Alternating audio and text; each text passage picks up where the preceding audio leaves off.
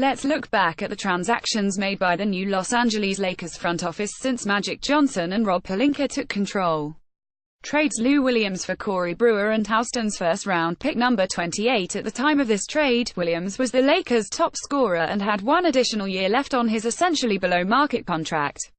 Sweet Lou is a great shooter and scoring guard and a top sixth man.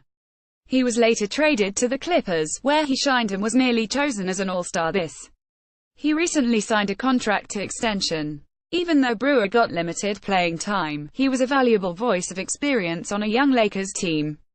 His request to be released this mid-season was granted, and he signed with the Thunder, where he ended up starting alongside Russell Westbrook and Paul George for a playoff team.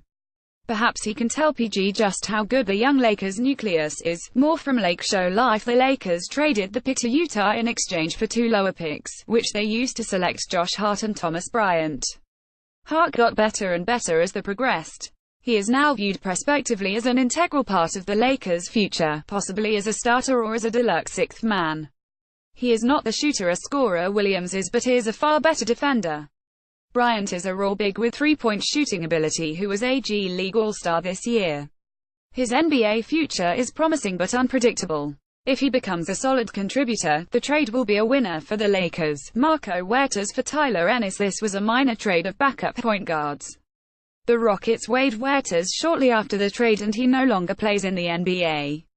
Ennis has been inconsistent in a backup role and may or may not return next. D'Angelo Russell and Timofey Mozgov for Brook Lopez and the number 27 pick in the draft. Much has been written about this surprising deal. The Lakers had chosen Russell with the number 2 pick of the draft just 2 years earlier.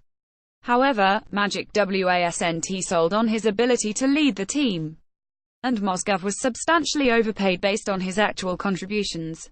For the Nets, Russell had a promising start this past before being injured and still has a bright future as a potential 20 points per game scorer. Mozgov did little for Brooklyn. On the Lakers side, Lopez was a solid if a somewhat inconsistent big man and was an overall positive veteran presence on a young team. His contract expired, and although he will probably sign elsewhere, there is a chance he will return. The team also got salary cap relief by eliminating Mozgov's contract. Of course, the biggest plus of the trade for the Lakers was that they used the pick on Kyle Kuzma, who enjoyed an outstanding rookie.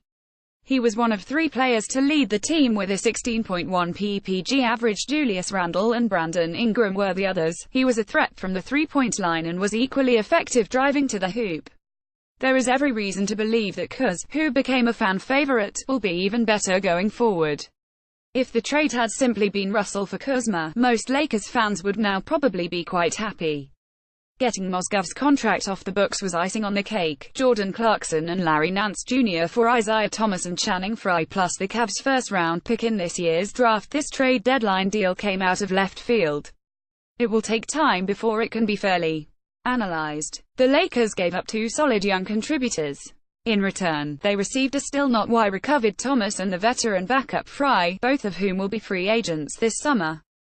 He wants a multi-year deal. If none is offered, he could return to the Lakers on a 1-year contract.